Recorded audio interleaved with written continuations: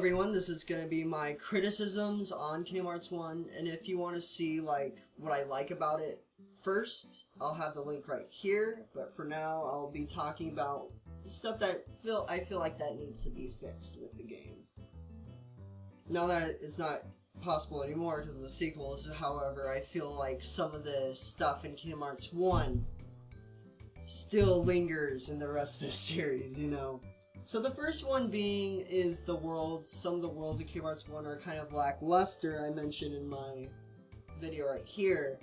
The two worlds especially would be Alice in Wonderland's world, the first one I'll talk about.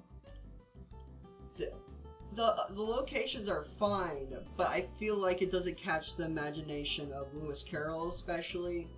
One area in particular is the, it's like the forest area, sort of, where you make sort of big to hit the tree, that part of the area. It's just very dull. I do not like that part of the game, in that set area, and I feel like the world is a little clumped together. It doesn't feel spaced out. The only room that really feels spaced out is when you're upside down, or like, you're in the kitchen area, which are the same area. So that's like the only area I like about Kingdom Hearts, in Alice in Wonderland's world in Kingdom Hearts. But other than that, yeah, it's just, I feel like for a world that's so wacky and so weird, I feel like there needs to be a little more imagination to it. The next world being Atlantica. I think everyone agreed with the Atlantica, even in Kingdom Hearts 2. I'll get to that. But in Kingdom Hearts 1, it's just, the swimming mechanic's okay. I actually like it. I like the idea that you're able to swim, but I feel like there needs to be something else to it to make it interesting and to make it diverse from the rest of the worlds, you know? Because the areas are pretty dull. They all look the same. And I get lost in there too. I think that's another example. Like, if you get lost because everything looks the same, then you know something's wrong. But other than that, yeah, like, the other worlds are pretty okay. Aladdin's world is a little odd-ish. I liked it more in Kingdom Hearts 2, but in Kingdom Hearts 1 it's fine. But no, I have no complaints on that part. It's just, yeah, they're just okay. They're pretty good. Nothing bad. The second thing, though, I would have to say really needed fix, and they did fix this in Kingdom Hearts Key. I called it Chi in the last video, and I hopefully people don't get mad at that, so I'm just gonna say Key.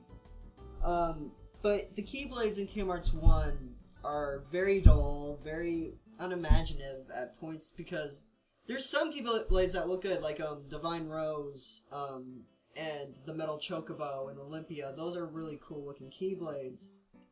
But I feel that Keyblades like, I think 3 Wishes and Ladies Luck is pretty okay. They fixed it a lot in Kingdom Hearts Key, and it's now like my favorite Keyblade now. However, I just feel like some of the other Keyblades, I can't even remember their names right now. I'm like, they aren't exactly bad, but they could have been more intense and cool looking, you know? However, that's like a huge minor complaint, like me judging the Keyblades, but let's talk about what I don't actually like about them. I feel like the stats to certain Keyblades are a little, like, lackluster. First off being, Wishing Star, I think it is, for Pinocchio's Keyblade. I feel like once you get a new Keyblade, you stick with that Keyblade for a freaking long time. The other Keyblades aren't really that good. Like, Crab Claw isn't that good, it's only meant for summons, but it doesn't matter anyway with the damage stuff. Like, what I liked about Kingdom Hearts 2 is that they gave Kingdom Hearts, the Keyblades special abilities and stuff like that, but in, like, Kingdom Hearts 1, they're just mostly for stat reasons, so you'll be having, like, Olympia or whatever, and you get, like, Wishing Star, and you'll be like, what the frick? What the frick? What the heck is, this? Like, you know, it's like, is it really good? Like, it's, you know? So it's just, they really needed to, like, even out the Keyblade power-wise, you know? And that's what I like about Kingdom Hearts Key, is that they give upgrades now to them. And that's hopefully going to be in Kingdom Hearts 3. I like the idea of upgrades. The next up being, this is probably going to be an issue for the rest of the Kingdom Hearts series, but I don't know, because I need to replay the levels of Kingdom Hearts 2 to see if it's that bad. What I'm talking about is the Pooh missions and, the 100 Acre Woods. It doesn't make me mad, as much as Atlantica, but it's just boring. It's just, there's some missions in the first game that just don't make sense.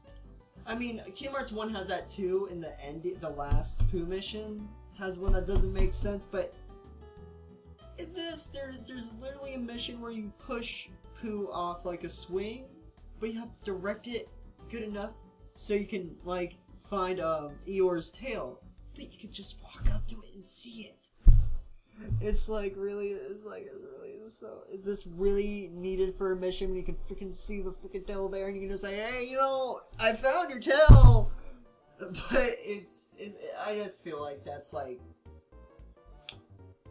I guess minor. But the missions in Kingdom Hearts 1 weren't really that thought out compared to the other sequels, would have to say. So that's just, yeah. Speaking of missions, as much as I like, the jungle level in Kingdom Hearts 1 with Tarzan, I hate what they did with it. I didn't like how they dealt with, like, going back and forth to deal with certain things in certain events. Like, what I'm trying to say is, the monkey events, where you have to go and save the monkeys, where you have to go back and forth, go back into the tent, get it back out of the tent. Like, you literally have to go in and go out to activate another event or whatever, and that's annoying. But no, like, it's just the gorilla missions are so boring because you literally have to go all around, kill Heartless, and you get a freaking gummy prize or whatever.